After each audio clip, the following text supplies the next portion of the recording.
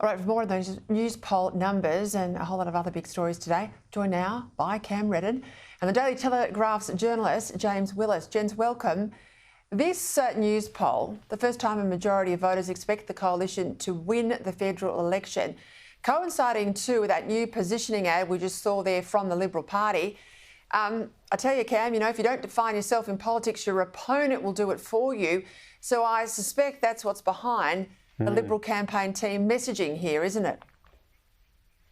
Yeah, I was getting some flashbacks, Peter, to I think it was 2018 during the Turnbull spill when Peter Dutton said he wanted to show a slightly different side of himself, smile a little bit more. I know the Prime Minister's never let him forget that phrase. You do have to do this in a campaign. There are a few more smiling faces and handshakes and high fives in this one because it can't be all about the hard policy issues as much as, of course, they do matter. You do need to show Australians that you're a human being. So I suspect that's part of what this new ad campaign is about today. On the broader narrative, though, Peter, and one undercurrent that we looked at a little bit today, now that both leaders have been back on deck for a couple of weeks, there is a clear theme emerging about this pre-election campaign period, and that is very much that we are seeing the coalition on the ascendancy, on the attack, and the government having to play defensive across the country. I had a look at just the seat visits that the leaders have made over the last fortnight, and it is just red seats across the board. There is only one seat, Peter, in the last fortnight where the Prime Minister has visited that is not playing defensive in a Labor seat. That was Reddin in Tasmania,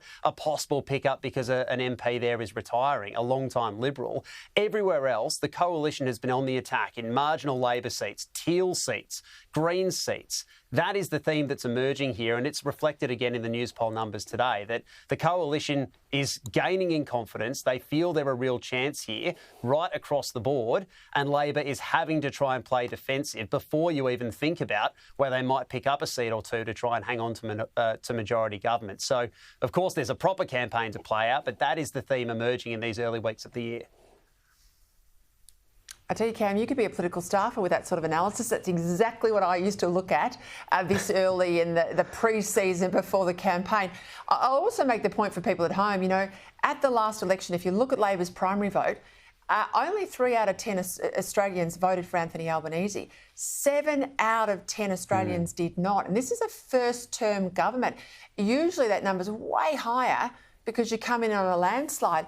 And he got out James all over the summer. He worked hard. But it looks like, the more they saw of Anthony Albanese, the worse it's hit his numbers. Maybe he needs to sort of put his feet up and shut the door and stay at home because actually getting out there is impacting that net satisfaction number. He dropped a massive 6 points. He's also, basically double where the opposition leader is. Whatever he's selling, whatever the PM's selling, voters aren't buying it, are they? Well, that's right. And Peter, clearly he was warned by advisors to stay away from the very nice sporting events over the last few weeks. I heard last night in the Australian Open final, Richard Marles was there. No mention of the Prime Minister, Anthony Albanese. He would have been there in previous years. But certainly the polling, and you make a really good point. If you look back to 2022, it wasn't a case of one of these all-time historic Labor victories like Kevin 07 or Bob Hawke where Labor romped home. I mean, it was more about Scott Morrison losing than it was about Anthony Albanese winning. And so 1 in 3 Aussies last time voted Labor. You look at the polling now, some polls had the Labor primary vote, one I read from a few weeks ago, at 27%.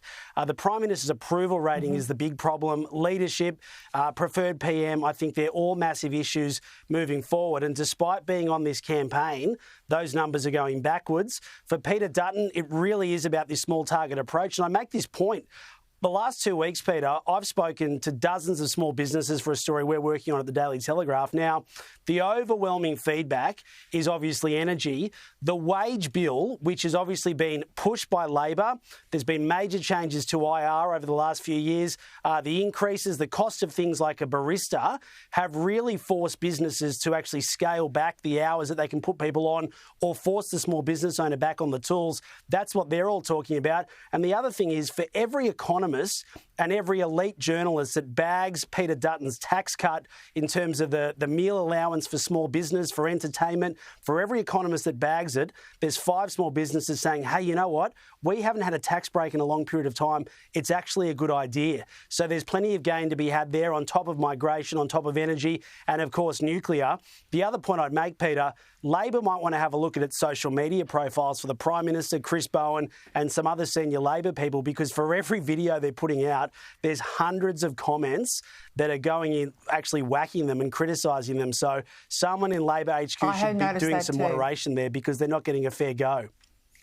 Yeah, it's terrible. I have noticed that too.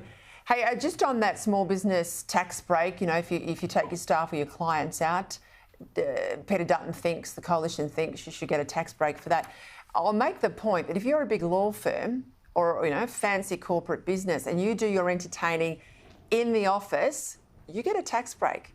But if you're a small business and you want to take your staff out for a sirloin or a porterhouse or something like that down the pub, you don't get the tax break. So that's where there's an inequity, and I think that's where he's headed.